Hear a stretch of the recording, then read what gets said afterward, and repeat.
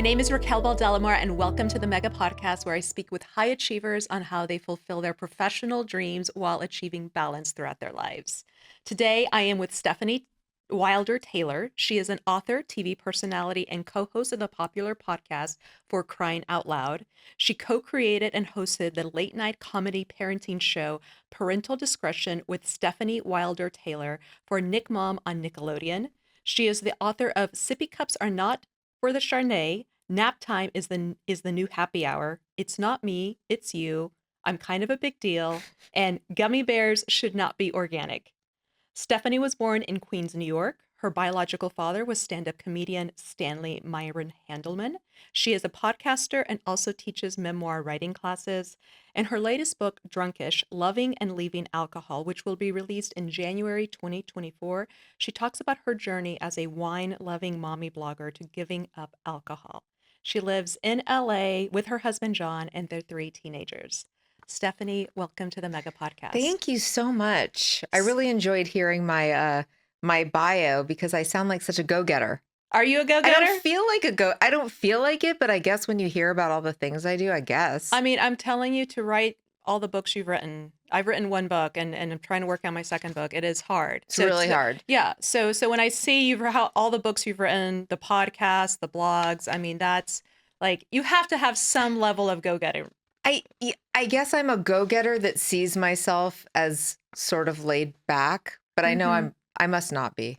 No, right? I think you are. But you're also a mom too. And that is, such a privilege. I mean, to be a mom. And how old are your kids now? So I have twins who are going on 16, almost 16. And then I have a daughter who's going on 19. Oh, 16 and 19. Yeah. Love those years. I was a rebel at those ages. I was so bad. I look at my kids now and I'm like, my twins who are almost 16, and I'm like, at 14, I was already drinking up a storm, staying out late. I mean, I was trouble. I was too. But it also, I think that when you have that childhood where you were kind of a difficult child and that you had difficult experiences, I think it really kind of prepares you in a way for parenthood. And, how do you then, can you use that to be a better parent? And especially when your kids are going through difficult, they're going through adolescence. Right. How to be a good parent for them. I definitely feel like I overcompensate a little bit though, because, having had that deprivation in my childhood, I sometimes have to stop myself from like, it's not that they're spoiled. It's just that I try not to allow them to have too much pain or suffering. Do you know what I mean? Yeah. And sometimes it's like, you got to also build resiliency in your kids. Oh, yeah. And let them fail. You do. And you need to let them make their own mistakes, knowing that they might make their own mistakes. And they will make their own mistakes. And then you have to find that balance, which is the theme of your show, to go like, how much do I want to protect them and how much do I want to let them hurt a little bit, find their way? Oh, yeah. Well, I want to talk about parenting because I think that's such an important part of just what as a mother, as someone who connects with other mothers and really talks about the reality of motherhood. And I think it's really great that you've done that. But I also want to just get into your own childhood and just what it was like growing up. So in the research I have, your parents divorced when you were 4, and then you just moved around a lot, and you had a stepdad who was emotionally abusive to you. He wasn't great. Yeah, that's very true. I mean, I would say I had a pretty chaotic childhood because, and also when your parents divorce when you're that young, and you don't understand that your parents are separate people going through their own things. So I think what I knew as a kid was I just wasn't getting my needs met, and then constantly moving, constantly changing schools. And I was an anxious kid who got really bad headaches. I got migraines from the age of really young age, as young as I can remember getting migraines. And, it was, and my stepfather I just don't think he ever cared for me. Yeah. And I can understand that because I get migraines too, and it's debilitating. And to get them, I remember reading how you said you got them at 5 and people would say you're lying. You're not even, they wouldn't even believe the fact that you had migraines. Yeah, it's interesting because my older daughter got a migraine when she was probably 5, and I recognized it right away. She felt nauseous. She just kept Really? saying, my head hurts. It hurts so bad. And I was like, I know what Mhm. that is, But when I was elementary school age, I would go to the nurse's office because I would have a horrible headache, and a lot of times my mom would like refuse to come get me because, They didn't believe you. I think yeah, I mean, that's how I remember. I Yeah. remember that, yeah. And I remember reading you saying that you were considered the quote designated problem in the family. The identified problem. Have you ever heard of that in therapy? Like yes, because I feel like there were a lot of looking back, Mhm. especially, I feel like Mhm. there were a lot of problems in the whole family. Like my mother and stepfather went on to have 2 more kids. Mhm. I'm really close to my brother still, Mhm. he lives out here, but I was the one that was the so-called cause of any issues in the family. Whether my brother wasn't getting along with Mhm. my stepfather, whoever was arguing, it was like I was the cause. I was the Mhm. bad one, the black Mm. sheep. And how do you think that affected you? Oh, I Just think I grew up with a chip on my shoulder. I Mhm. was rebellious. I had can we swear? Of Or no? course. Oh, I had Yeah. fuck you Yeah. attitude all the time. Oh my gosh, Raquel, I did not get along at jobs. I mean, I was Mm. arguing with bosses. It was hard. It was hard because I think I just sort of gave up on, I just felt like people didn't like me. Mhm. And I had a lot of problems I feel like this is therapy. I had issues in school. I feel like I was kind of bullied. I feel like Mhm. I found it difficult to make friends. I was always moving. So I definitely think that carried into my adulthood with just my husband says that I have a thing where I always think of myself as an outsider.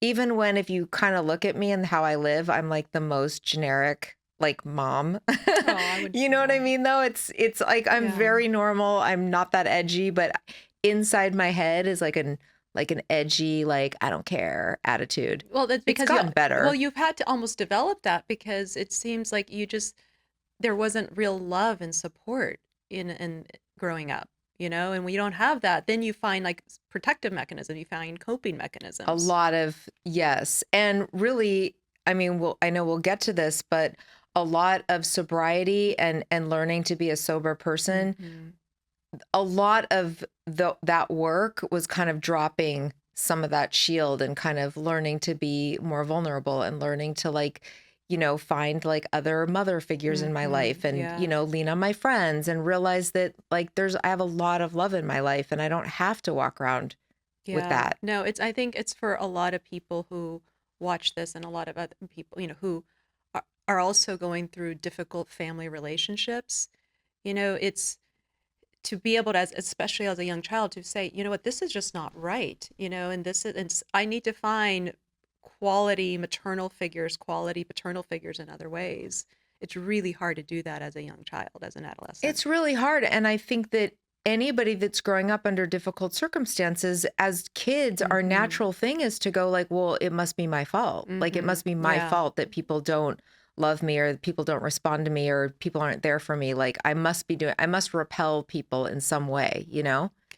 And do you think that would you consider that some like traumatic? Like, would you consider that being a form of PTSD? I don't know.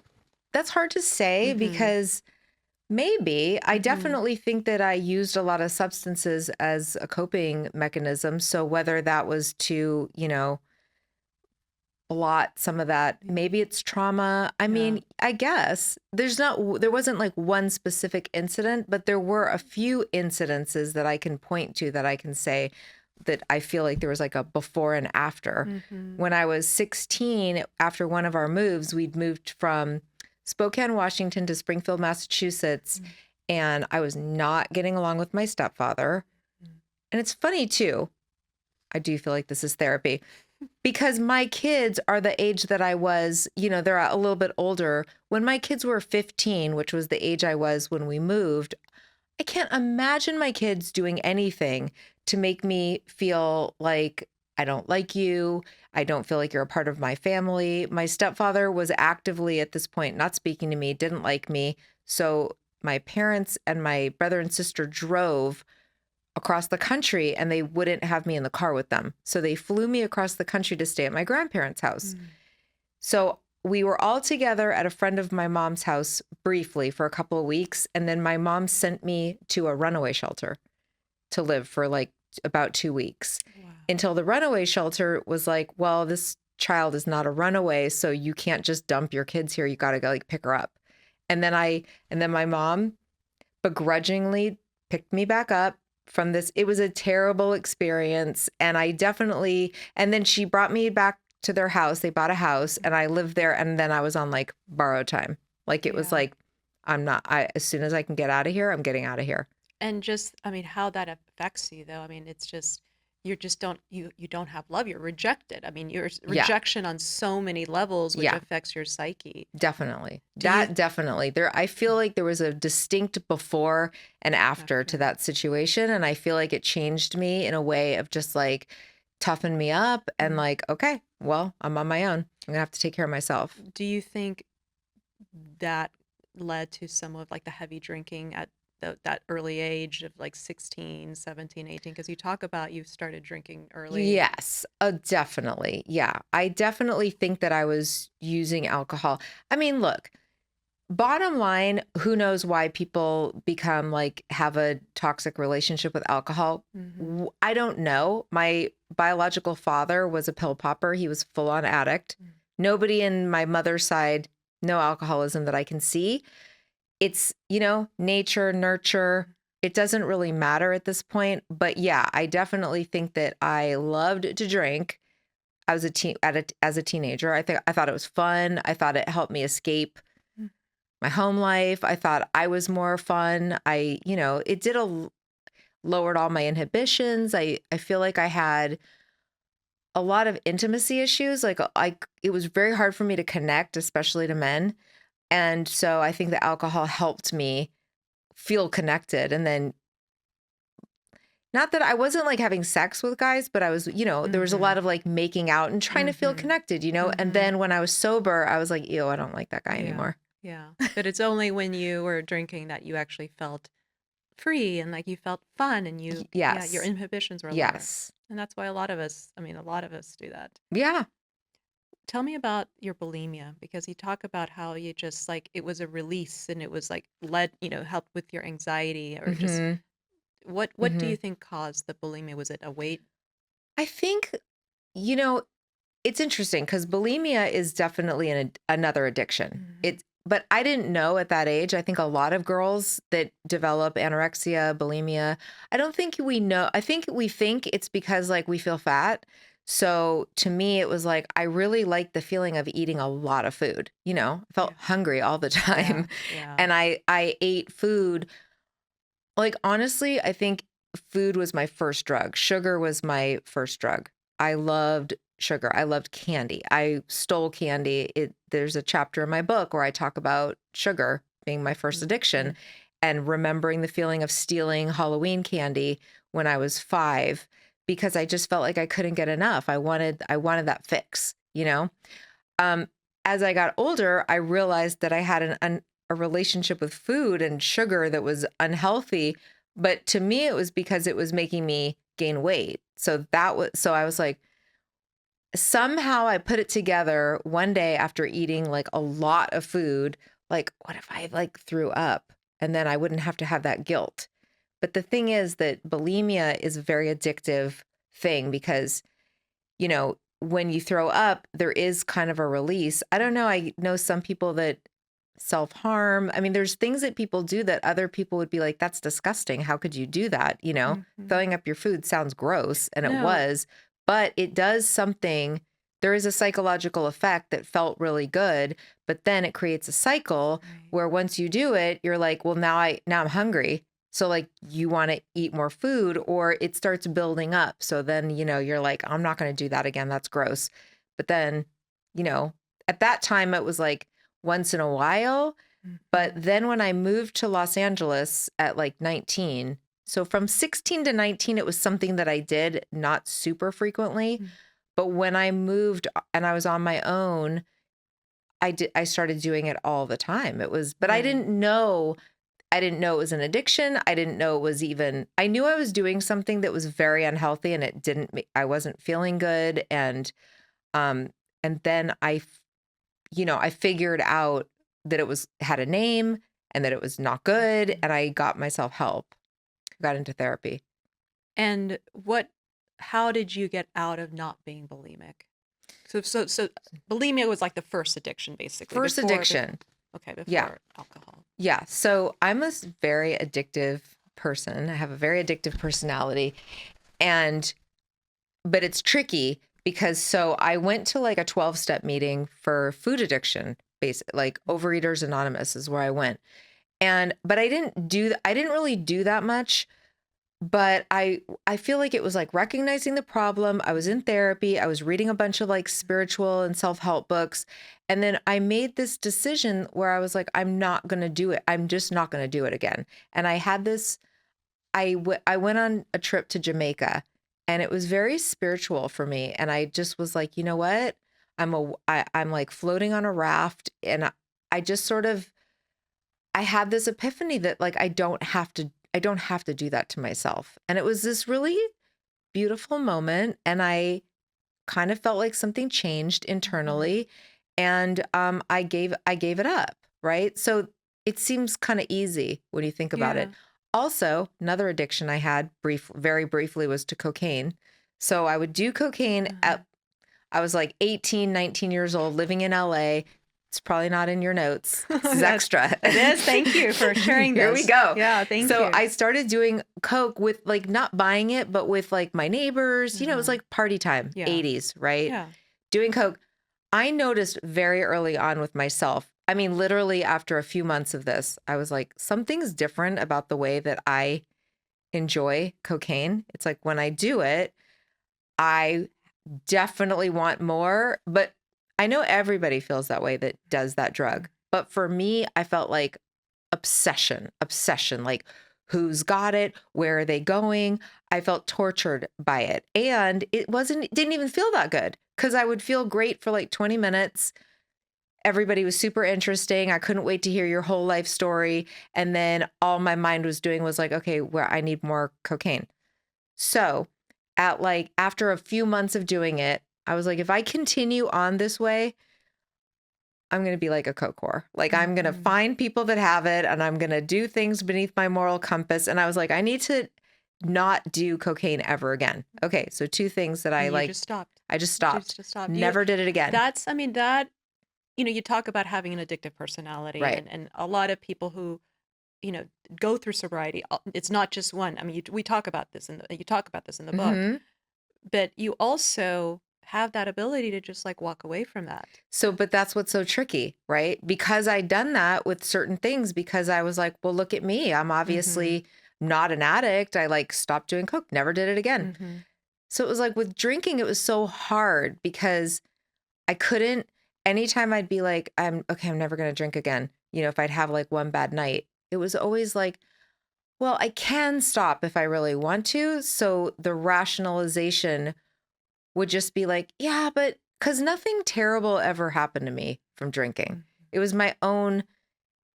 It's hard to explain because cocaine is such a more less socially acceptable. Right. It's like, like if you become like addicted to cocaine, that's just not going to be a good look, right? It's not going to lead to a lot of success in life. But somehow people drink and make it work. So I think I spent the next 20 years going, okay, I know I can't do this other thing. And I know I can't be bulimic and I know I can't do cocaine, but drinking's still cool.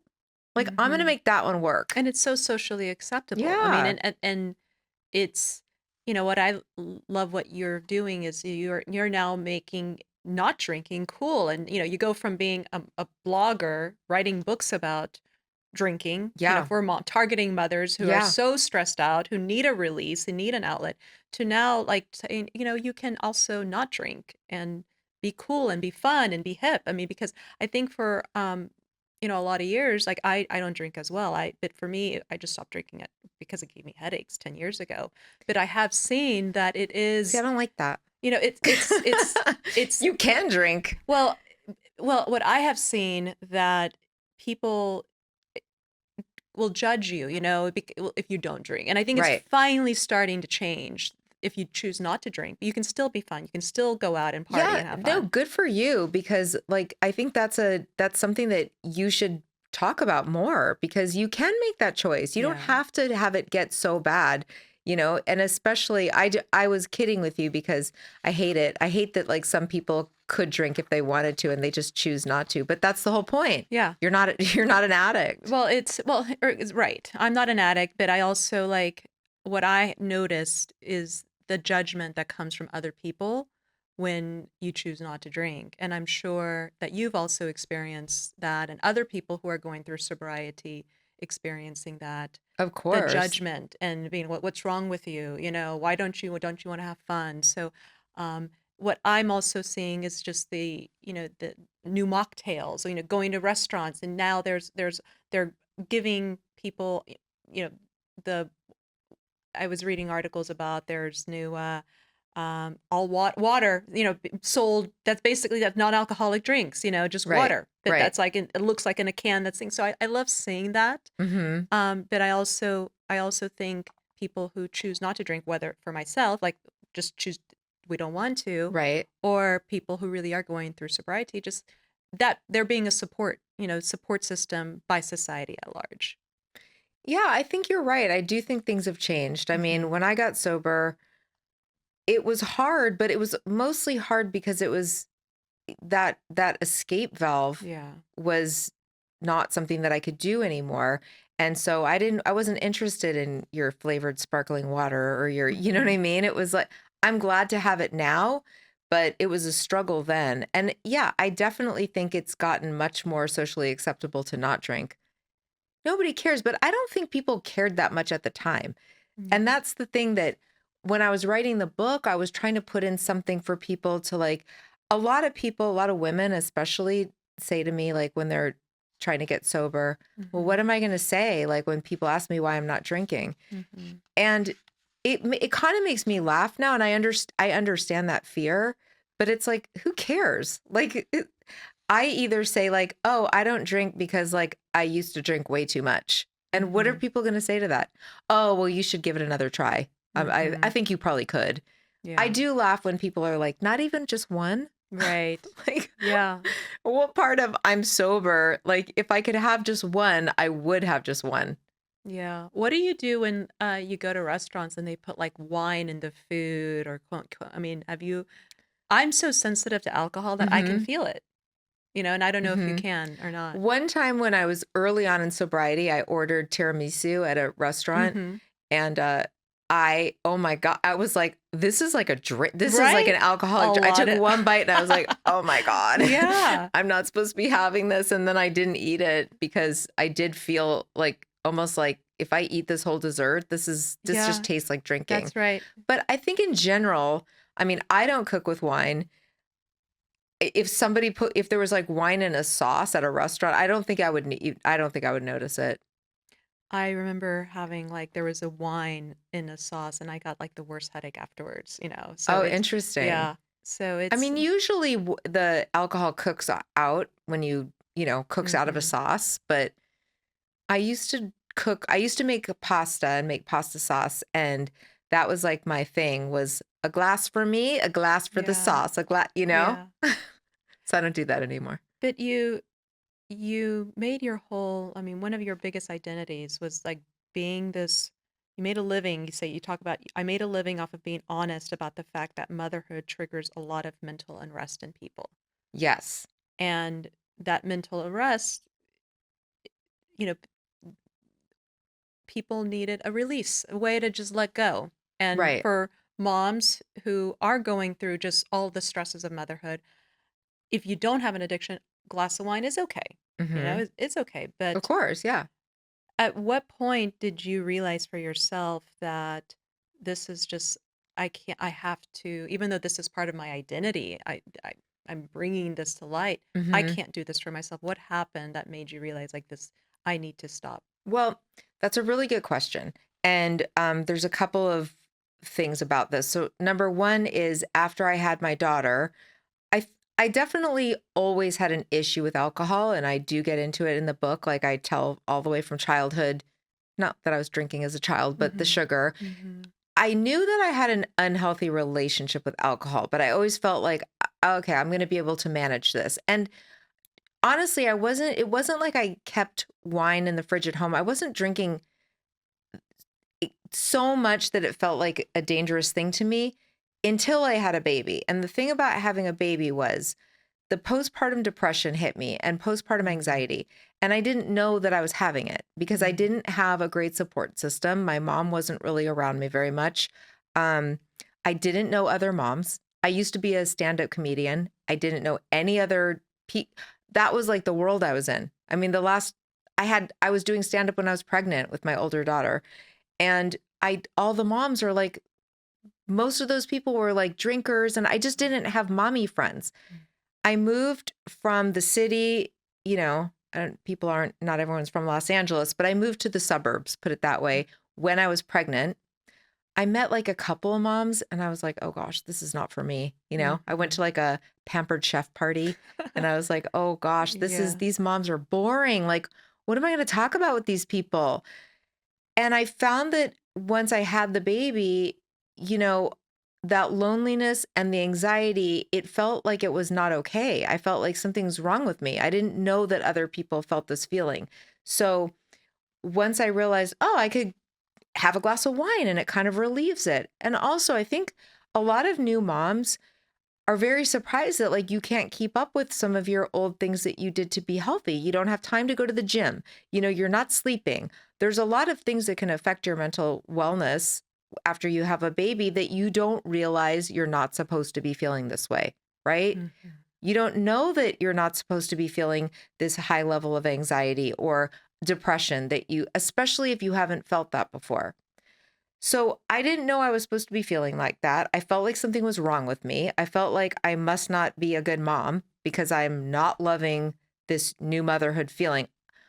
Honestly, like I love the baby. It wasn't that I was thinking I was going to hurt my baby or anything like that. I loved her, but I felt very much, oh my God, keeping this baby alive 24/7 is going to be a huge responsibility. And also, like, my life is never going to be the same.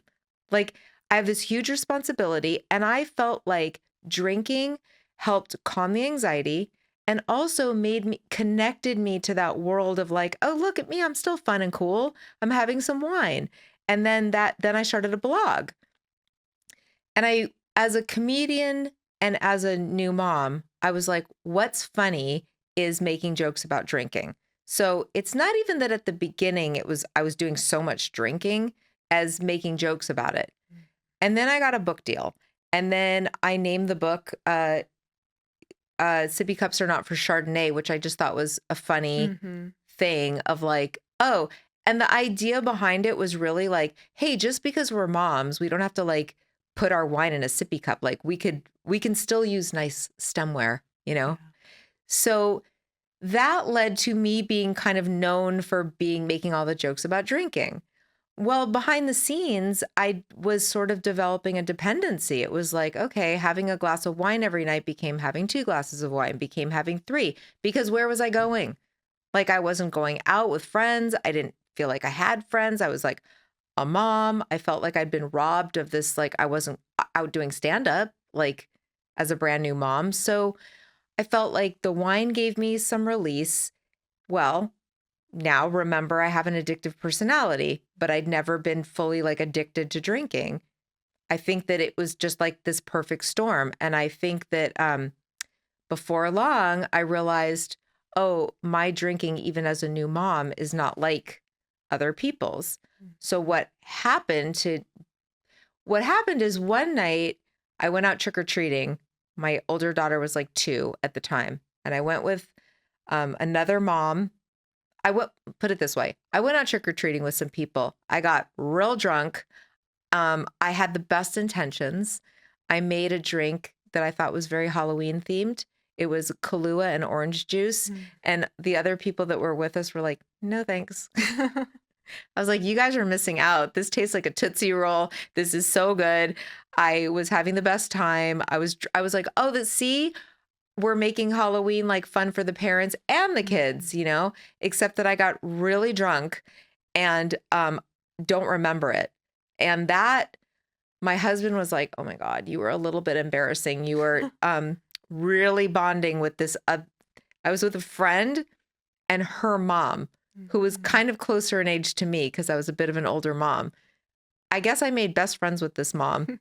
I got her number. I was like, we're going to keep in touch. Don't remember any of it. And I was like, you know what? I don't want to be a drunk mom. Like I want to be a sober mom. I don't want to miss these opportunities um, to watch my kid have these experiences. And I really meant it at that time. And I like went and joined a little support group to help with the quitting drinking, but it didn't really do anything. I was just like, okay, I'm not going to drink. And then like 6 weeks later, I got pregnant again Mm. with twins. Wow. And, you know, holy shit, right? Like, okay. Then I didn't have one drop of alcohol through that entire pregnancy.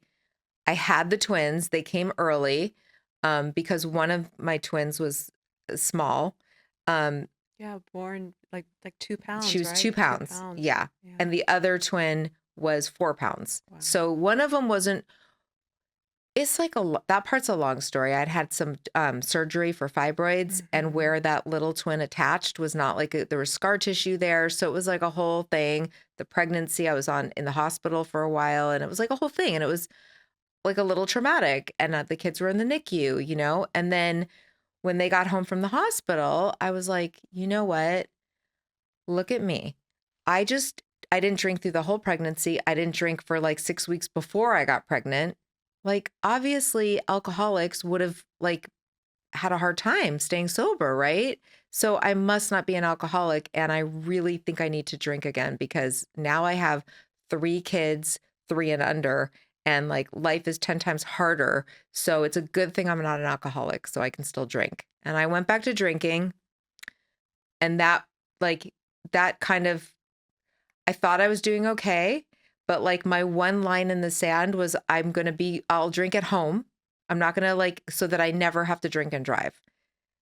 But something about the way I drink is that I never think that I'm drunk. So I Mm. always, you know people that are Right. like have some drinks and you go like, "Are you okay? Like are you okay to drive?" And they go, "Yes." Yeah. That was me. Always felt like fine. Now, put a little pot in me and I'd be like, oh God, no, I'm high. I shouldn't drive. But for some reason, alcohol, I just thought like I felt more confident. I always felt like I was Mhm. fine. So I had my kids out with me.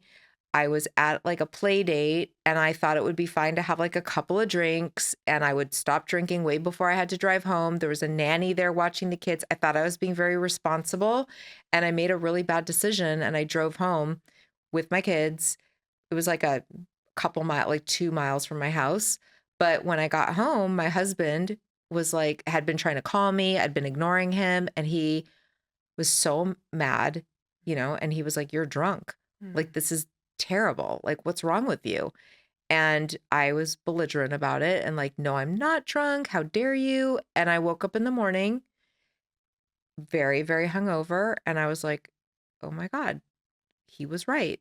And I had the biggest epiphany of like, oh, this is just like everything else in my life. Like, this is bad for me. I'm not safe when I've been drinking, and I've been fighting this for a lot of years. And I needed this clear sign that I'm not somebody who should ever be drinking. And then I got serious about it and I got sober. That was your sign, That just was it. driving I with your never drank kids. again. That was like 14 and a half years ago. Yeah. Wow. Well, congratulations for Thank being you. sober for 14 and a half Yeah. years.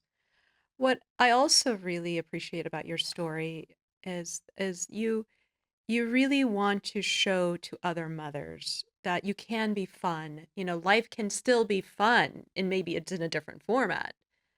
Rather than not having to drink, but you want to have fun. It's not just you're Right. not just a mother anymore. You want to just release. It's important to have a release. Right. So knowing kind of this what you've been through, what would you tell mothers who are going through the stresses of being a mother now? Um, how can they find a release maybe without going to alcohol? Kind of Hmm. going through this whole journey yourself. Is there I Other think it's really important. I would say that the most important thing to me is having other friends who support you. You know, you Mhm. have to find other moms, whether it's moms who drink or moms who don't. Mhm. I have such a support system that I felt forced to build up because you can't do it by yourself, right? It's very, very difficult to get sober by yourself. Mhm. So I had to find other sober people, and a lot of those sober people were moms. I was very shocked to find out that there are so many moms in my exact position. You know, I expected going into like recovery support groups to just find mostly like, old men that Mhm. drank in out of paper bags. Yeah. That's kind of what I thought it was going to be. It's like everybody that's totally normal. And I found moms.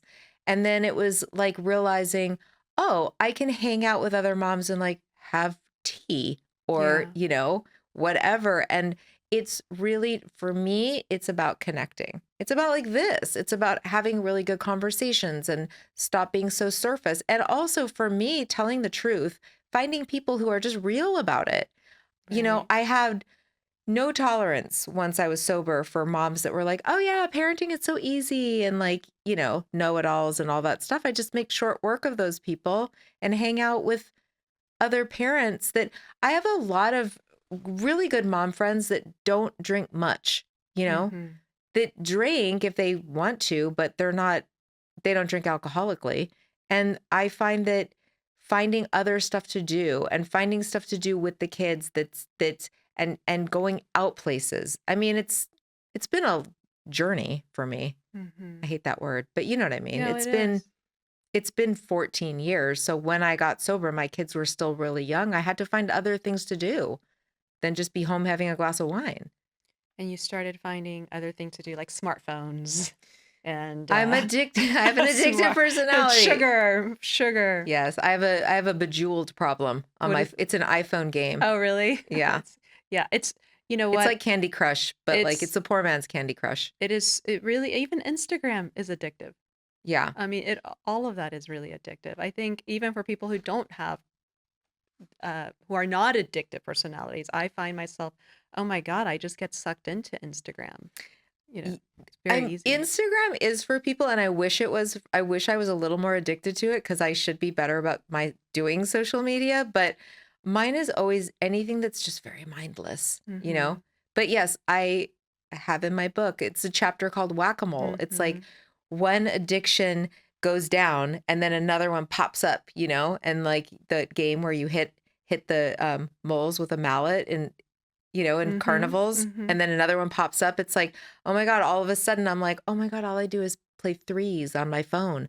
And then I try to like delete threes from my phone. And then I think about uh, how bored I am. And I go, I think I could just play threes one more time. I'm just going to download it one more time. I'm going Yeah. to be better. This time, I'm not going to play it addictively. Yeah, but do you think that's healthy? I mean, I think there's healthy whack-a-moles, or are there healthy whack-a-moles that you can get quote addicted to that maybe is mindless, but it's harmless. I mean, I kind of try to go, listen, drinking is not something that I do safely. mhm. I drink and I drove. So that's a no-go. Mhm. Obviously, other things I can't take drugs, I can't take pain pills, I can't do cocaine. Sorry, my stomach just rumbled on you. But then I have to go like it's like harm reduction, right? I Mhm. mean, is it really that bad to check my email 50,000 times a day? Is that hurting anyone? Mhm. Not really. Right. But when I'm doing something and I find myself doing it a little addictively, I'm not hard on myself. Like, whatever, drink coffee, do, exercise. But when you find that it's starting to affect something else in your life or it's not feeling good to you, or, for me, like with sugar. Sugar is something that for a while I was like, well, it's not hurting anybody. You can't get pulled over for drinking while eating cake. I mean, Mhm. you could if you were not watching the road, but you know what I'm Right. saying. Right. Nobody's going to measure the sugar in your system. So I was like, I can still eat candy. I still have that. But like for me, it gets to a point where I'm like really eating it addictively and it's affecting my life and it's affecting my happiness. And when that happens, I have to reassess and I have to go, would my life work better if sugar was just on the off list and I just can't have it? So for people who do have addictive personalities like you, what do you recommend for them? Just cut out sugar, cut out, I mean, can they just reduce it? Is it possible to do that, or Well, do you they think? they should try. Okay. I mean, a lot of people, this is like the biggest question I get. Like, can I moderate? Like, do I have to quit or can I just cut down? Right? Mhm. I don't know. Like, I couldn't moderate, so I had to quit. I think for people that really are addicted, moderation doesn't work. I think if you're somebody who's like, you know what, sometimes I tend to drink a little bit too much, so I really want to be more mindful of my drinking, and then for by all means, like, Mhm. keep yourself in check. Go, you know what, I'm gonna like limit myself to 2 glasses of wine at night. If you can do that, that's awesome. For me, I couldn't. And for me, it's more freeing to just go, I just can't have it at all. But I can't answer that question for other people. Mm. Yeah, but that's what brought balance to your life, is just totally cutting it out. Whereas where 100%. somebody might be, okay, I can just have a glass of wine, 3 nights a week. That won't work for somebody like you. And you have to have like that sort of self-awareness to understand, if wine is that important to you, or if sugar is that important to you, can you have a dessert a few nights a week, or totally cut it out? I think that's really an important part of just the process of just getting that balance. Is it starts with understanding, what are you know are you capable of totally of really moderating it, or cutting it out? I mean, that's what it is, Hmm. 100%. That's what it is. It's like if you're asking yourself those questions, you're on the right path. Yeah. If you're somebody who's like, you know what, I don't like the fact that I come home and have like 4 glasses of wine every night. It doesn't feel good to me. It's Yeah. not serving me. Then absolutely, if you're somebody who's not like an addict and you're not dependent on it, then you should try going like, let me see how it feels to have 2 glasses of wine Hmm. every night and see if I can find other things to do with my time or you know? Yeah. And then if you're like, "Oh, wow, this is uncomfortable. I don't think I can do this," or "I think I need some help," or "I think I need a program," or "I think I need to read some self-help books," or okay, then do that. And if you still find that you can't drink 2 glasses of wine, the problem is what happens with a lot of people, especially with something like alcohol, right? Is you go, I'm only going to have 2 glasses of wine. And you do that for a little while. And then you get shit faced and Hmm. find yourself, passing out before reading your kids' bedtime stories. And Yeah. those are the kinds of things, that demoralization, that make people go, oh, this isn't working. I think I need to quit. For mothers now, you have this audience. You've Through all your books, you've built this audience targeting mothers, about just, you know, talking real about the realities of being a mother. It's not Hmm. just perfect and easy. Um, what would you say to mothers now, for who are struggling with just the balance of just managing their own personal mental health, with with trying to, who might have, they don't, maybe they're on the borderline of being, just liking alcohol too much, Hmm. Hmm. but maybe they don't know, but they're it's so stressful. But you want to also have compassion for them too. Is the best thing to just, it's like, find your support group, find a support group of people that you really like. I mean, what if they don't even know whether they are, in a. I mean, the number one thing is that like it's okay for us to say like parenting is hard. Mhm. It is so hard. It is the hardest thing that I've ever done. It's harder than anything. It's harder than writing books. It's harder than getting through my childhood. Parenting is hard. And it can trigger a lot of things in a lot of people. And I don't think enough people understand that like a lot of childhood trauma, a lot of Mhm. things get triggered by the idea that you're somebody's parent now and you have this opportunity to do things different or better. And then we're isolated a lot. Our world now, you hear that all the time. It takes a village. A lot of us don't have a village. A lot of No, us they don't have don't. supportive parents.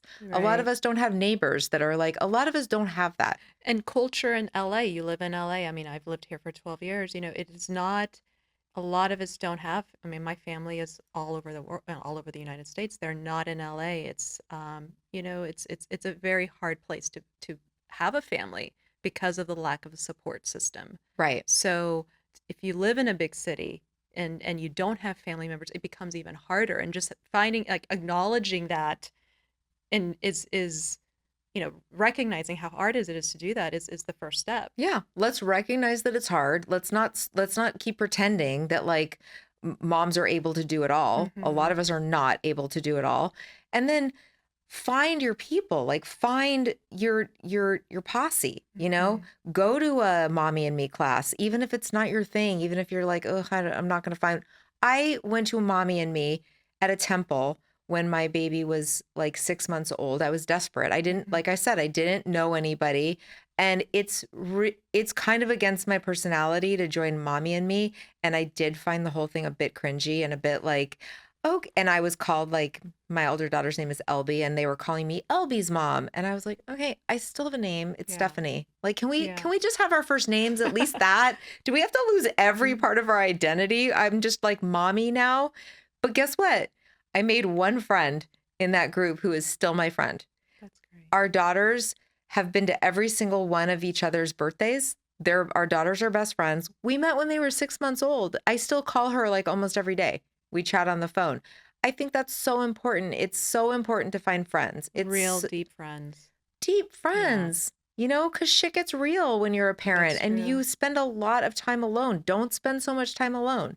Take your baby, go over to a friend's house, like bring a bag of chips and like hang out with other people. You need that. You need that camaraderie. You talk about a support system, Hmm. and I think one of the most important support system is your partner. If your Hmm. husband, in your case, it sounds like you have a really good relationship with your husband. Yeah, he's great. He's really great. How long have you been together? So we got married in 2004. Okay. So I guess we've almost been 21 years. yeah. Congratulations. No, 19 Oh, years, 19 years. right? Yes, 19 years. Yeah, we'll have our next Okay. anniversary will be our 20-year Okay. anniversary in February. Yes, he's awesome. He's funny. He's loving. But like, make no mistake, we got in a lot of fights the first Mm-hmm. year after having a baby. Because I was like, I just thought, Well, you also went through so much trauma, and you talk about how certain things that he would do triggered some of just these feelings of just the abuse you experienced as a child. So I remember you, writing about yeah, when I know you. you wanted to know like early in our relationship, like how intimacy was very difficult for me. Like Mhm. relationships were hard for me. And I think I just always felt like the guy's going to leave. I just had Mhm. that like things would trigger me. If my husband was a few minutes late to pick me up for a date, I was like, "Oh, okay. I got it. I get it." Like he doesn't value my time.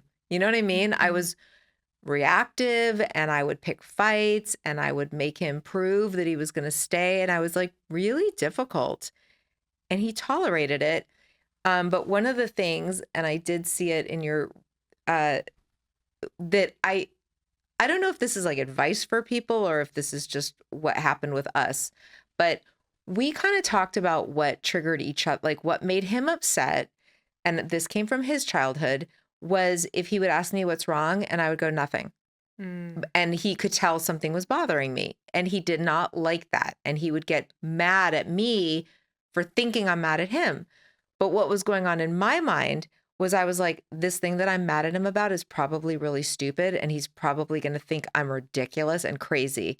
You know what I mean? Because, like, let's say he was 5 minutes late. And in my head, I was stewing about it. And, like, I think this means he doesn't really like me that much. If he really liked me, he would have been early. So I'd be stewing about that. And then he'd Mhm. ask me what's wrong. And I'd go nothing because I didn't want to tell him that because it sounds stupid. So this would lead to fights, and Mhm. eventually I would say, "Wow, I was kind of mad because you were late," and he'd go, "Oh my God, why didn't you just tell me that? Because I would have told you the reason I was late, or I would give you some reassurance that Mhm. and I think, oh, it's so stupid that I even need reassurance." So eventually we came to the conclusion that I needed to tell him if I was upset about something, I needed to tell him right away and not he just did It not like doesn't that. matter, even if it sounds stupid, even if it just shows that you're just being anxious. There's no Yes. basis, but just Yes. saying it, just like, hey, like I'm upset at you for this. I think that's a really good rule. And we You still know, do it. I This many years later, really. I feel the way we have different styles. Mhm. He is very easygoing.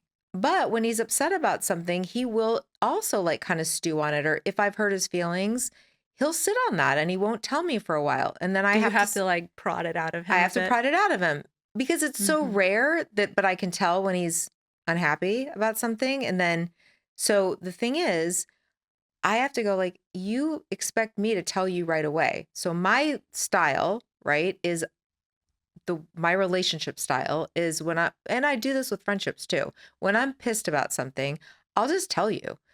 But I only will tell you if you're somebody I care about having a Mhm. relationship with, Mhm. because I don't want to start playing games or being like kind of cold to you. Like, so if I'm mad, I mean, and I'm not saying it's not perfect. It's not like the Right. minute it happens, but if something's bothering me, if you and I are like, if you've done something that kind of pissed me off or, I will come to you and I'll say like, hey, Raquel, like the other day when you kind of dismissed this thing that I was telling you, like it kind of bothered me. It hurt my feelings a little bit. And then that allows you to go like, well, I was already kind of irritated at you because of blah, blah. And then we can Mhm. like, let's get it on the Let it table go. and talk about it. Yeah. Or you can be like, wow, I'm really sorry you received it that way. I didn't mean that. I do the same thing with my husband. Sometimes it doesn't come off like I just said it like this. Sometimes it comes off like, dude, why do you do blah, blah, blah? It really bothers me. But the thing is that he knows about me and that my friends know about me is once I've said it, like I'm over it. So like Mhm. what if I just tell him what's wrong? It doesn't mean like I want a divorce. It doesn't mean I don't like you anymore. It doesn't mean like I'm not attracted to you anymore. It doesn't mean I'm going to stay mad about this. It means I needed to say this. Please respond and now let's move on. It's being comfortable with conflict, bringing Yeah. up contentious things, even if it's totally illogical, it's purely emotional. It's just being okay and saying, bringing up something that you're not happy about. I think um, that's kind of what I feel like. It's just being really comfortable with conflict, knowing that by bringing it up, it's going to dissipate it. And that is what I naturally do, but also like in sobriety, I have learned that the way to keep my serenity, like my peace, Hmm. is I can't walk around with resentments Yeah. against people. I can't like be mad about stuff. I can't afford that. I can't afford to have those feelings that roiling around in me the way that now makes me uncomfortable. I used to be okay with like having little resentments, being mad at people, like that self-righteousness, was kind of almost comfortable for me. Do you know what I Hmm. mean? Yeah. Like Yeah. I almost relished somebody pissing me off and then being able to go tell 10 other people about it. Like, can you believe this happened? And I just don't like that feeling anymore. It affects my peace.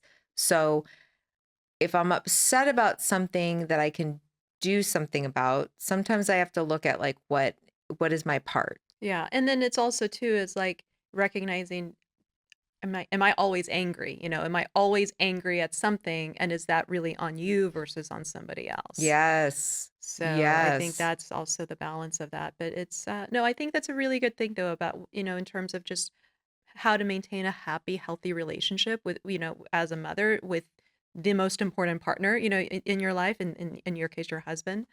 Um, how do you maintain like a happy marriage after 19 years? I mean, that's in LA especially, that's a huge feat, Yeah. Yeah.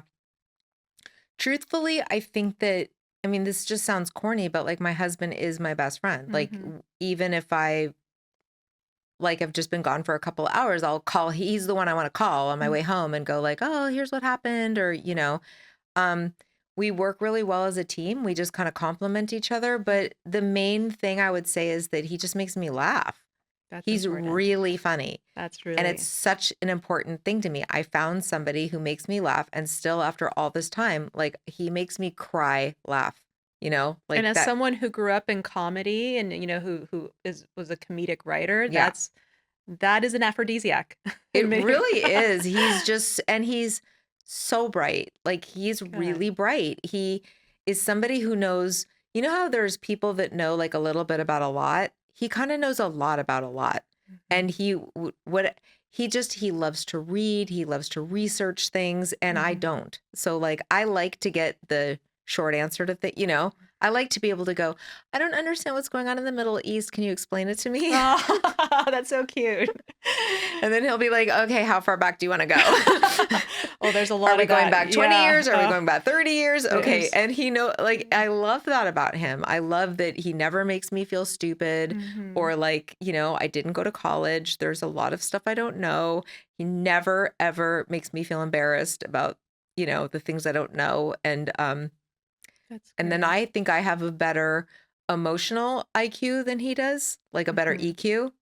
He has probably a higher IQ and I have a higher EQ. So he gets to come to me to go like, do you think I wrote this email okay? And I'll be like, oh, well, maybe you want to kind of say it this way. So, Nice. there's things that I help him with and there's things he helps me with. Was he I'm sure he was supportive during your sobriety when you were going through it. Very Was supportive. Yeah. I think it's interesting because I don't think my husband ever saw me as like an alcoholic. Mhm. I think he imagined alcoholism the way a lot of people do, which is like very clear cut, like just getting drunk every night, drinking in the morning, hands shaking. Like, so he had sort of he didn't understand that I think he thought like it's willpower, like just don't drink so much, Mhm. And we went through these little things like earlier on in the relationship when I'd accidentally get drunk, he'd be like, okay, here's what we're going to do. Your problem is when you're drinking, like if the alcohol's free flowing, like you don't realize you've had so much. So what I can do to help you is I'll let you know, he became like the wine police. So he'd Mhm. be like, oh, you've had like 2 glasses, like maybe you want to slow down. And then Mhm. I'd be like, oh no, I'm just ramping up. Like, no thanks, I don't need your input, Mhm. and then because by then I'm like had a couple of drinks and like I want to do what I want to do, so that didn't work. So by the time I was like, I need help, like I don't ever want to drink again, and I don't know how I and he was very much like, I think you're being hard on yourself, like, but once he realized, no, this goes far back for me. This is something that I've struggled with. And I've really proven to myself that I cannot moderate. I tried moderating. I tried having one drink. I tried having 3 drinks a week. I tried having drinks every other day. I tried having drinks only on, like I said, Monday, Wednesday, Friday. I tried, oh, I'm only going to have 2 drinks and it's only going to be after 6 o'clock. I tried it all. Mhm. And I would always break my little promises to myself. So once he knew that this was for real, he was on board. That's Yeah. great. I mean, that's great that you had that level of support. What about people who don't have that? Like, let's say they want to go get on a sobriety program, but you know, they don't have the level of support with their loved ones. Maybe they're Hmm. also alcoholics. I mean, Oh, that's so it's common. right. So common that like one partner is wanting to stop drinking and the other Mm-hmm. partner is like, what are you doing? Mm-hmm. Like, yeah. And I don't know. I think it can really affect your relationship for sure. You just have to decide like how badly do you want to be sober? And also there are so many groups, there are 12-step groups and there's just women support groups and there's a lot of support you can get outside of your relationship that can help you in your relationship. Yeah. Well, You that's just good. So just finding that support, it might not be yeah, your partner, but finding that right. support somewhere else. Exactly. You talk about how you suffered from postpartum depression, Mhm. postpartum anxiety. 1 in 6 women have that. Wow. It's an enormous amount. Wow, that is a big number. And you talk about how when you initially got diagnosed, you started taking Zoloft Mhm. and Klonopin. Uh, what? Anti-anxiety, Yep, that's a benzo. Mhm. benzo. What with having this addictive personality you talk Right. about, what is your um, experience with taking pharmaceuticals for anxiety and depression? Well, I think antidepressants are great, you know. The antidepressants are fine. Hmm. That's not a mood altering drug. I mean, that helps if you, people need to take antidepressants, in my opinion. Hmm. Some people Hmm. do. If you need to take it, that's fine. It really helped me, I think, in the short run, but I was also drinking while I was taking it, Yeah. which doesn't help. And I was Taking the also Zoloft with the, taking the Zoloft, but then still drinking wine, yeah. which is not helpful, you Right. know? And because it's hard to tell, like alcohol is a depressant. So, you're taking an antidepressant and then you're also adding a depressant Hmm. into your system. So Right. that's not going to be great, but you weren't going to tell me that at the time. Also, I was taking Klonopin and then Xanax after that because honestly, the anxiety was so bad. Once I started taking Xanax, I was like, this is amazing. Like, is this how people feel all the time? Like, do people really feel just kind of peaceful? That's just their natural state of being. Like, that's insane. Like, where's this been all my life? Like, how come nobody gave this to me earlier? I could Hmm. have used this when I was a kid. Hmm.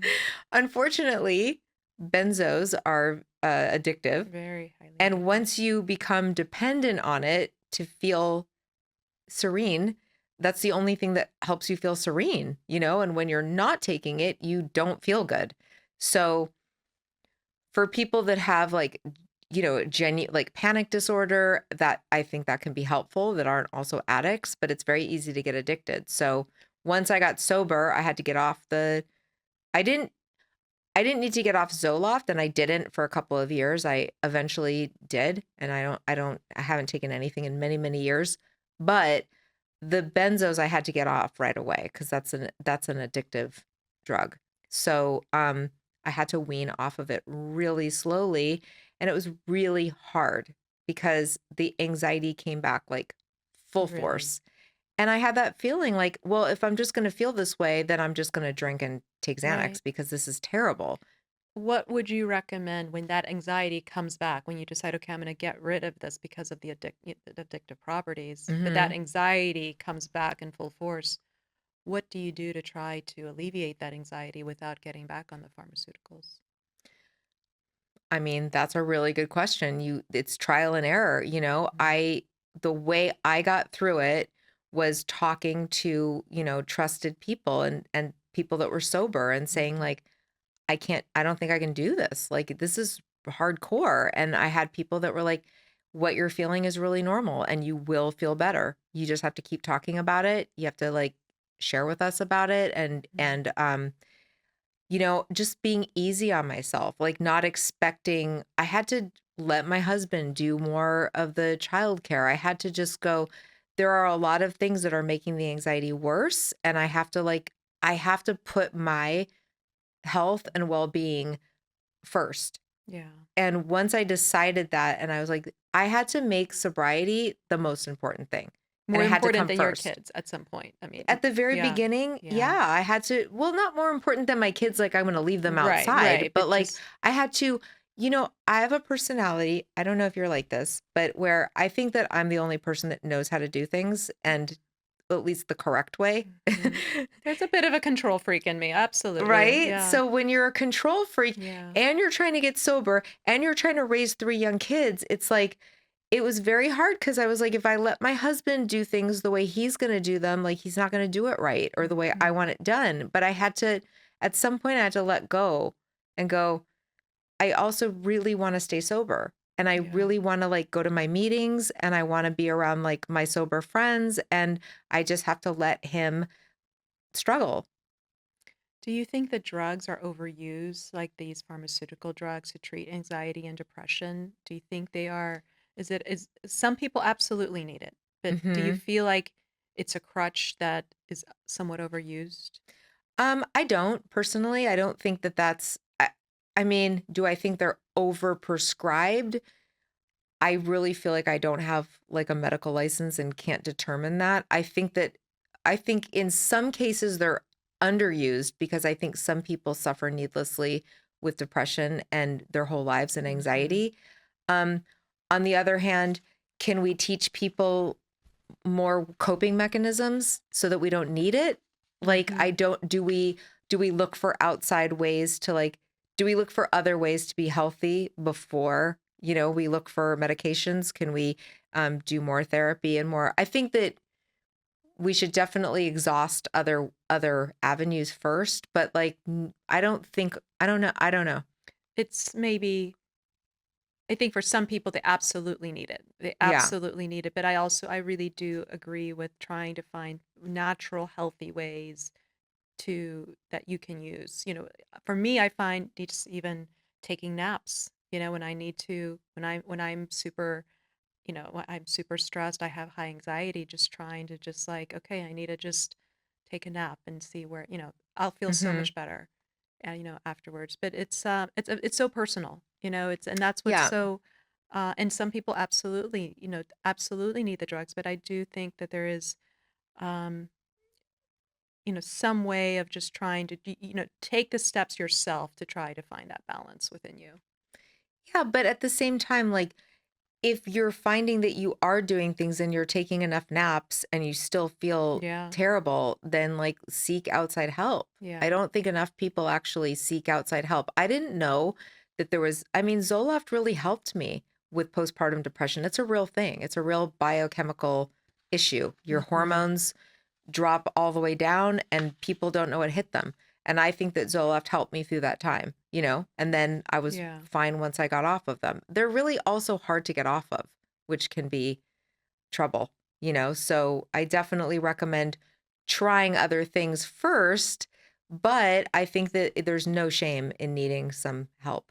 And then using it for a time period, but then when your doctor recommends to get off of it, trying to wean yourself off of it. Yeah, but also be easy on yourself when you're Hmm. trying to wean yourself off because I don't think enough people know how hard these drugs are to get off of. Hmm. It is. They're It really is. It's hard, really and hard. you can be so confused, like, am I just feeling anxious again, or is this a withdrawal syndrome? And I think, be kind to yourself and make sure you're very clear with the doctor of what symptoms you're having, because people don't need to suffer needlessly. In the book, Mhm. Drunkish, Yeah. everyone, this is the book here. It's coming out January 2024. You talk about changing the mental outlooks and patterns to make sobriety stick. Okay. So there are 5 of them that you list, and I just want to just have you tell me what you think about these like 5. You have finding my part, Mhm. taking the focus off of me, Mhm. thinking through the drink, Mhm. pausing, and gratitude. Okay. So let's go through these 5 and Okay. just creating Sure. new mental patterns, new mental outlooks for people that want to get sober to make it stick. Okay. So the first one was finding my part, Mm-hmm. right? Right. So finding my part is basically the fact that as I told you before, that I tend to like look at other people as being the problem. Like, Mm-hmm. you know, me? What could I have what could I have done wrong? Mm-hmm. Well, oftentimes I can I'll like when I was younger because of my upbringing, I found it very difficult to take criticism. I was super defensive and it was because underneath that is just fear, right? It's Mm-hmm. just fear that if people are mad at me or if I did something wrong, that I'm unlovable. So it was very easy to just go like, well, then I didn't do anything wrong because I don't want to have done something wrong. So it must be somebody else. But I have learned that if you can look at what part you played, that is the only path to being able to change it. I can't change other people. I can only change myself. So if I can find where I may have been like egotistical or sensitive or looking for having unrealistic expectations of other people, Mm-hmm. people are also human. So when I'm disappointed by the way that somebody else behaved, sometimes I have to go like, are they just being human? Like, was it really personal against me?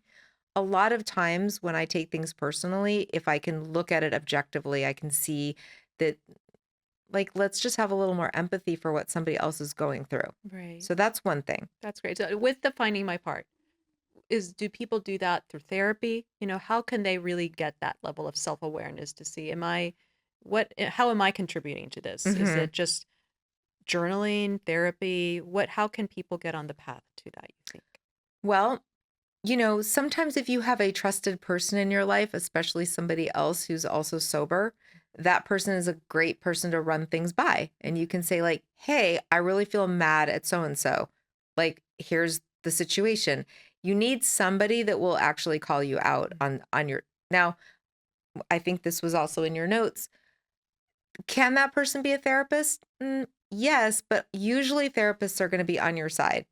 I've had a Mm. lot of therapists in my life, and most of the time when you tell them, like, I'm really mad at this person because of this, your therapist will be like, I know that sucks. Like, that person shouldn't be in your life, right? They're going to be nurturing to They need to you. call you out. Somebody who can You call need you out. somebody who's can be real with you and go, all Hmm. right, like, was it really that bad? Or like, Right. let's find out what your part is. Well, that can be a trusted friend that you say to them, I really want to look for you know, what my part is. My husband will come to me and I will help him with that too. You just have to be gentle with the person. Like, it's not about going like, well, you suck. You did this or you did Mm-hmm. that. It's about like, okay, well, why do you think you're having this kind of a reaction? Could it be that you have these impossible expectations? When I get Hmm. mad at my husband, oftentimes it is an unrealistic expectation. It's that I think he should think the way that I do. And I have to go, oh, he doesn't, he's not me. Like, he has Hmm. his own way that he processes things, and that's how he's seeing this situation. So he's not necessarily like the bad guy. I just don't like the way he's thinking. And that kind of goes into your second point about taking the focus off of me.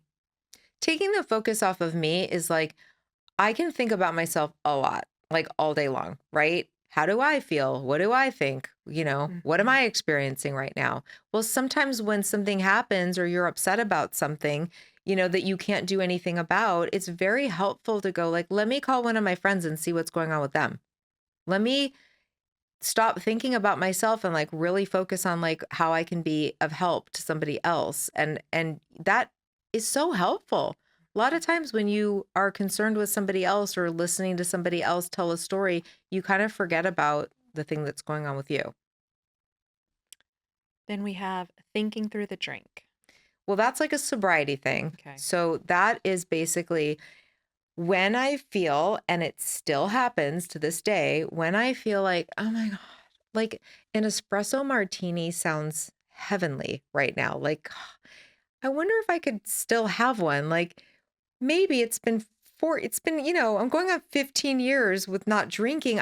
Maybe things have changed internally in me, and maybe I could have one drink.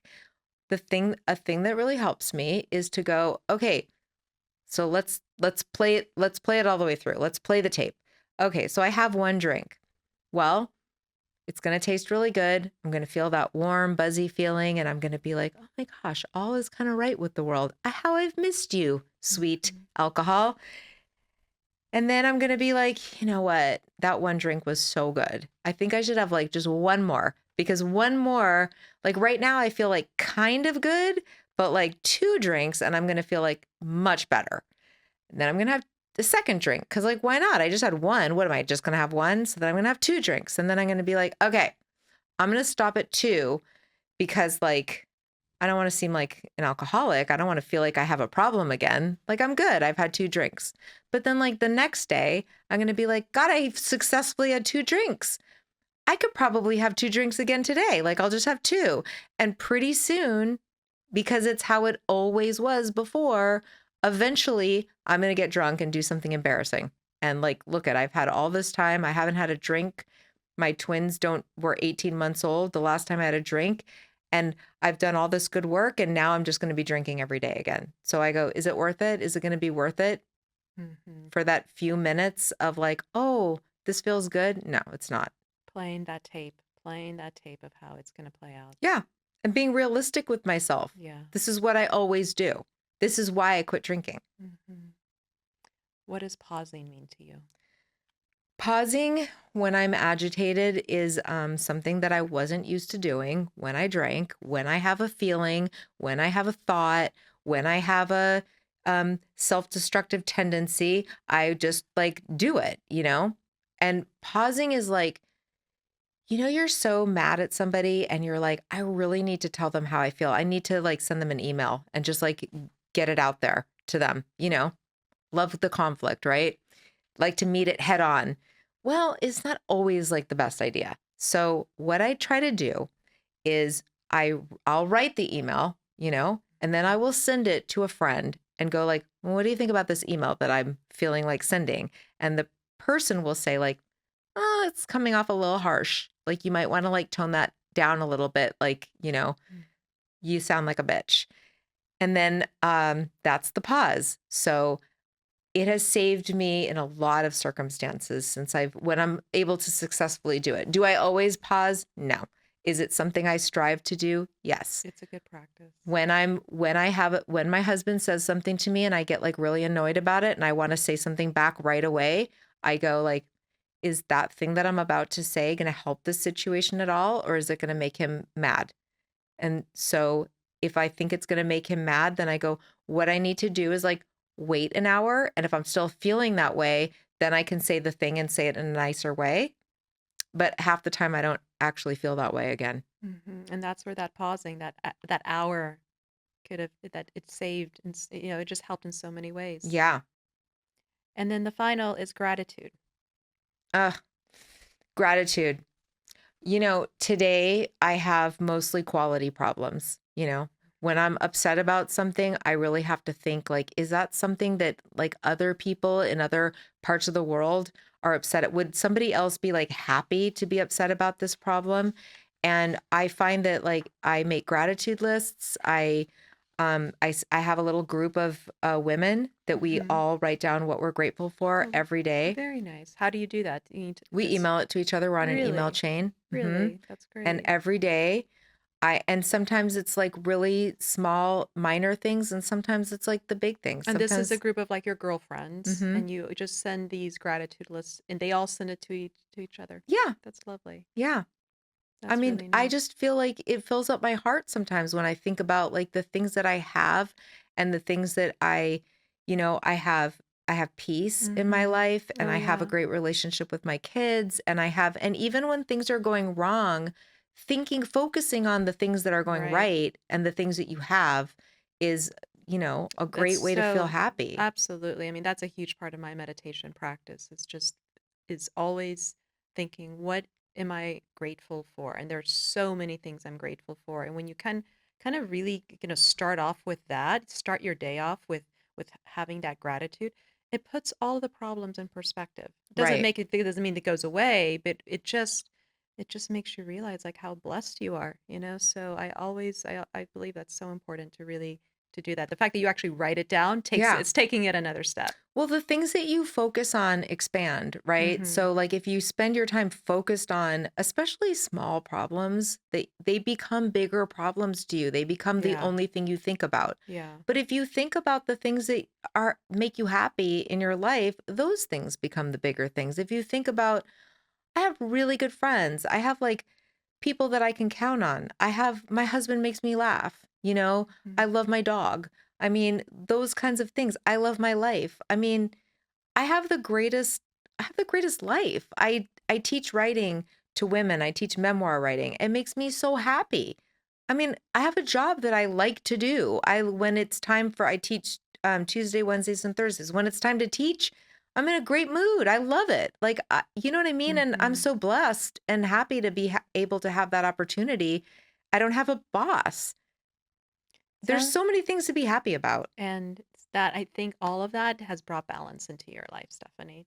And so thank you for sharing with everyone just how you went from being unbalanced in all these different ways to now being in a place where you genuinely there's true deep happiness, because a lot of people don't have happiness. A lot of people, they're sad, they're abused in their abusive relationships. They are tormented, and it's really hard for them to find that. And I think it's really wonderful that you're sharing your process of how you went through these very dark moments I had a too. lot of dark moments. Yeah, and I commend anybody who can getting sober is a hard thing to do. Finding your way out of any circumstance is hard. And I'm just, I'm glad you're doing this show because, people need to hear people's stories and people need to know that like all the people that you see that are happy also probably went through like hard things Absolutely. to get there. I don't think you can truly experience real happiness unless you have some unhappiness. I think it's impossible. I think the goal is not to, avoid unhappiness, but it's just to put it in perspective with the other parts of your life. Yeah. Yeah. That's why I try to embrace, like, when my kids have major disappointments, I try to go, you know what? You have to have some things go completely not your way in order to, like, Hmm. embrace the things that do go your way.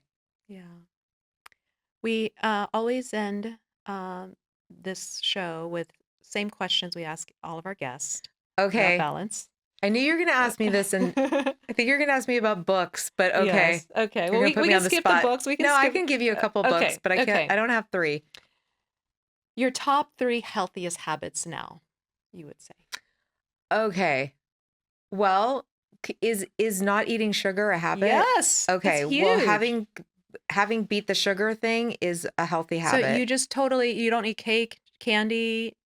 No. That's amazing. No, I don't. I'll eat fruit. I'm not like Okay. crazy. I'll have a cracker that Yeah, has, that's great. but anything that's specifically just sugar, Sugar. that's the goal of it is that it's sweet. No. Do you get sugar cravings or does it that's Yes. not it No, I anymore? still do. Okay. I still And do. then when you get those sugar cravings, do you just have a piece of fruit? Okay. That's I'm that's one of those that's healthy. people. That is You know what I do? My latest thing that I do is I freeze bananas. that's good. Yeah. Frozen bananas are I really love good, and they take frozen a while to yeah, eat. frozen bananas and frozen grapes. Yes, I agree. Frozen grapes. I think having just I love food. I have like I love food, but I can easily have a food complex because it's like what you said, it's like I want to have more of that, you know? Yes. Yeah. So I try to just, be very mindful of what I'm eating and be Yeah. very careful of what I'm putting in, but I mean, I commend you for cutting out sugar because it's hard. And then I guess these all, so the other one is I take my dog, I walk my dog twice a That's day. great. And so That's really I healthy. was going to the gym, which would have been a healthy habit, and I'm going to be going back, but I fractured my foot a few months ago. So COVID Oh, happened. Then I got way out of my gym habit. uh-huh. Then I put on some pounds and I was like, kind of, even when the gym opened up, I found it hard to go back. And then I fractured my foot and I was out of commission for like 3 months. But one of the things about walking your dog versus going to the gym is you're out, if you're walking your dog in daylight, you're Yeah. getting that vitamin D. And let me tell you how powerful that vitamin D is. Like it is like getting that natural sunlight, even for Yeah. 20 minutes, it changes your whole day. Some days, like I will be really stressed with work. I'm inside all day. I'm working on my computer and I'll just like I'll be maybe I'll have some anxiety or I'll then finally I'll go outside, maybe have lunch outside and my whole mood will change just Hmm. because I have some sun. So I think walking your dog, Yeah. if it's during the day getting some Yeah. that is hugely I do healthy. like 45 minutes to an hour with my dog in the morning and then I walk her again at night. So that's a Mhm. healthy habit, like Mhm. you said. Um, and I would say, honestly, I connect with friends every single day. That's I good. have friends that we talk every single day. And I find it to be just mentally helpful to connect, Mhm. with somebody outside of like my marriage because Mhm. with just a friend, like see how people are doing. And it's like fun. And I laugh with people. A lot of people in LA, um, I there's this term that says, you have deal friends or real friends. Okay. The Yeah. Yeah. deal Yeah. friends are like Yeah. really useful to you. They help you, but the Right. real friends, they're not useful to you, but they're incredibly valuable to you. Yes. So one of the things about I love this city, I've been here for 12 years, but it is, if you're not from here, Mm-hmm. it's really hard to develop friendships, It is. Yeah. real friendships, Right. not deal friendships. Right. How do you try to what do you do to if you're new in this town, Mm-hmm. or you're new in any town and you're struggling to create some real friendships? What do you do? What would you tell people? How can they try to create some real friendships?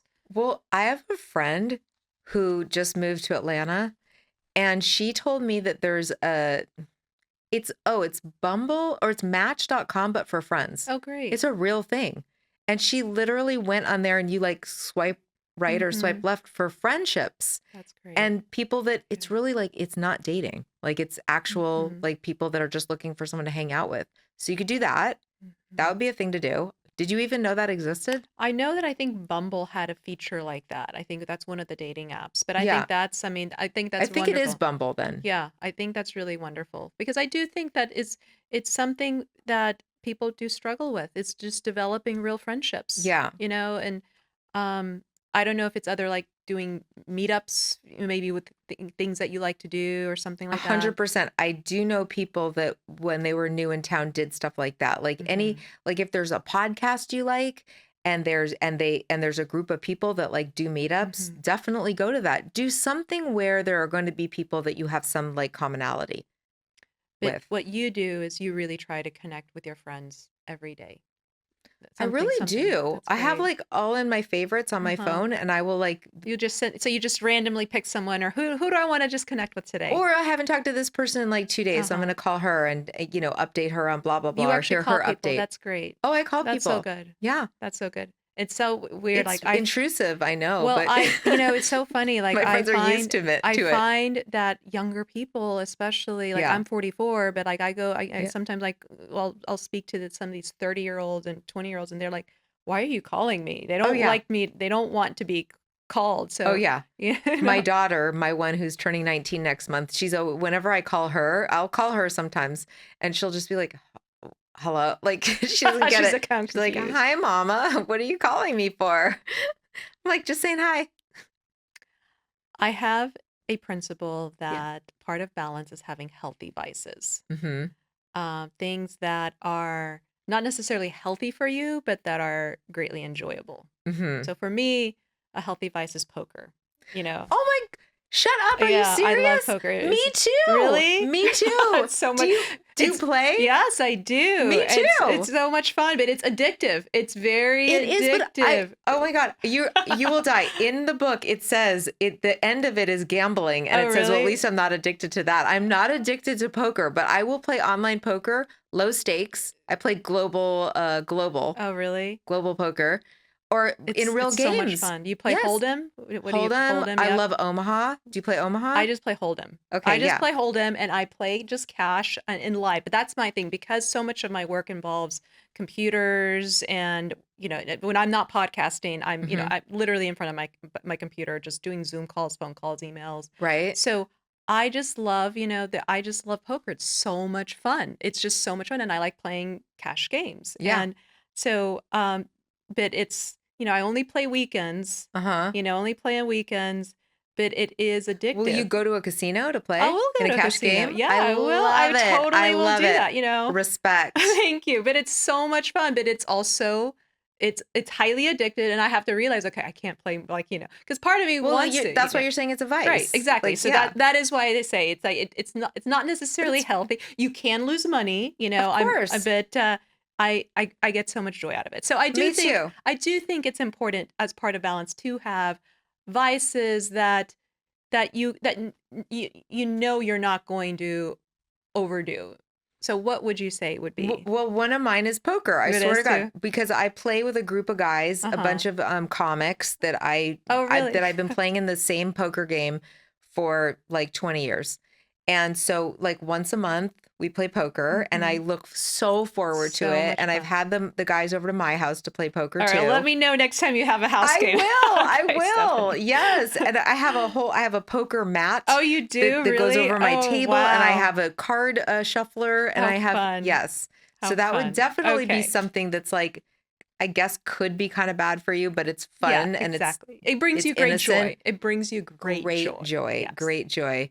I mean, I'm trying to think like of things. I mean, sugar-free popsicles is like that brings me great joy. I will buy a box of popsicles and me and my son are both like obsessed with sugar-free popsicles. Mhm. Um, I don't know. I'm trying to think. I mean, I'm not sure. Okay. Well, we'll leave it Sugar-free pudding, sugar-free pudding, sugar-free popsicles. Okay. stuff like that.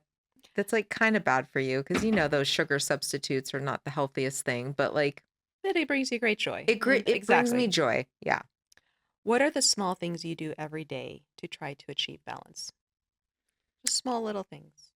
Small little things. I make a lot of like I give myself lists of things that I need to take care of Mhm. and I prioritize, like, okay, I have to these are my have to's, and these are, if I can knock a few of these off, then I'm going to feel accomplished, right? So let's say it's like, I know I have some bills, some like medical bills backed up, and then I'll be like, okay, I'm going to do a couple of those. So knocking things off of like a to-do list is something that brings me Mm-hmm. balance, makes me feel good, but also not being too hard on myself. Like, Mm-hmm. I'm not going to get That's them all good. done in one day. Exactly. That's important. Um, I, you know, the thing is that I really like my life and I like my have tos. So it's really important, I think, if you can have, things that you have to do, but that you also like doing. Mm-hmm. Like, for instance, one of the podcasts I do, it's called Rose Pricks. And it's, me and my friend Cecily make fun of The Bachelor on our podcast. So, like, one of my have tos is also I have to watch The Bachelor or Bachelor in Paradise, which is on right now, but I also enjoy doing it. So that's Mm-hmm. something that brings me balance because, oh, I have to watch TV, darn. It's your have to, but you enjoy it. But I That's enjoy it. good. Yeah, yeah, yeah. It's good that you find your podcasts, like things that it gives you jobs that are like, oh, I have to do this. I you give know? myself jobs that I enjoy. Right. Yes, yes. What does wealth mean to you? Oh my gosh. Wealth to me means, well, I mean, in the literal sense, to me, I've never been somebody who's like super money focused, but I am comfort focused. To me, wealth is having enough money that I can just order takeout. Like, if I need to order takeout for the family 4 nights a week, like, then I can do it and not really feel like I that to me, it's like, it's the other things, of course, it's like happiness and, family and all that. But like, if I didn't have that, the literal sense of wealth is honestly just having enough money that I don't have to like stress if I need to like buy my kid a new pair of sneakers. Mhm. Um, it's just being comfortable and that's it. That's good. And what are the top 3 books that you recommend most often? My favorite book of all time is Dry by Augustin Burroughs. I'm obsessed with that book. What is it about? It's I don't know if you know Augustin Burroughs. He also wrote Running with Scissors, Mm. which was a big bestseller. He's my favorite author. It's a book that I loved before I got sober. I just loved this book. It's a book about him going to rehab, Mm. but he's just very funny and snarky and Mm-hmm. sarcastic. And it's just a great read. And it's a great story about alcoholism. And I love that book. And also Drinking a Love Story is another book that I love. Um, Carolyn Knapp is the author of that book. And um, I'm trying to think of books. I love the book. Oh my gosh. It's Wally Lamb. You know the Wally Lamb book that I'm thinking of? She's Come Undone. Okay. That's one of my top books. I've read that book over and over a million times. Okay. What about you? What are yours?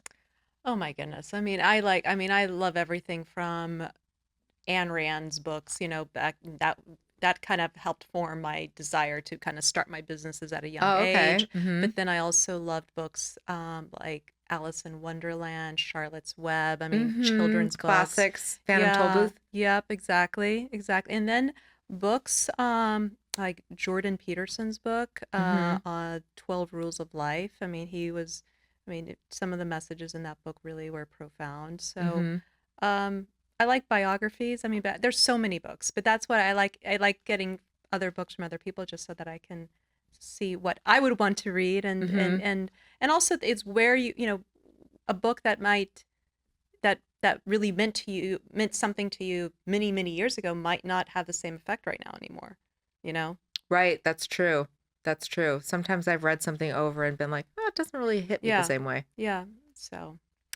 If you could put just one single message on a billboard about what it takes to achieve the combination of health, wealth, and happiness, what do you think that would be? One thing on a billboard, how to achieve health, wealth, And and happiness. happiness. Yes. The balance of health, wealth, and happiness. I feel like to me, it's remove the blocks. I would say it's take the one thing that you think is not serving you and be willing to let that go. That's great. I think like giving up alcohol like changed the game for me. And I Really? wouldn't have known it, but I would say to almost anybody, what's the one thing that's holding you back that you know that you shouldn't be doing, but you do it anyway, and like be willing to release that. Let go. Let go Mm-hmm. of the thing that really is not It's not serving you. serving you. Yeah. I love that. Thanks. Thank you so much, Thank Stephanie. you. Everyone here that's interested in sobriety, interested in reading Stephanie's story. This comes out January 2024. Yep. January 16th. And where can people find you, Stephanie? Um, I am on, well, you can find my podcast is called For Crying Out Loud. Okay. That's my big parenting podcast with Lynette Carolla, who used to be married to Adam Carolla. That's like 3 days a week. That podcast comes out. But if you want to find me, my website is StefanieWilder-Taylor.com. Stephanie with an F. And on like, I'm not on Twitter anymore, but my Instagram is SWilder-Taylor Okay. across the Wonderful. other platforms. Yeah. Well, to my fans, thank you so much for watching. Thank you for being part of this. And I love you. I love you all. If you like this podcast, please be sure to click the like and subscribe button. And thank you again for everything. And until next time.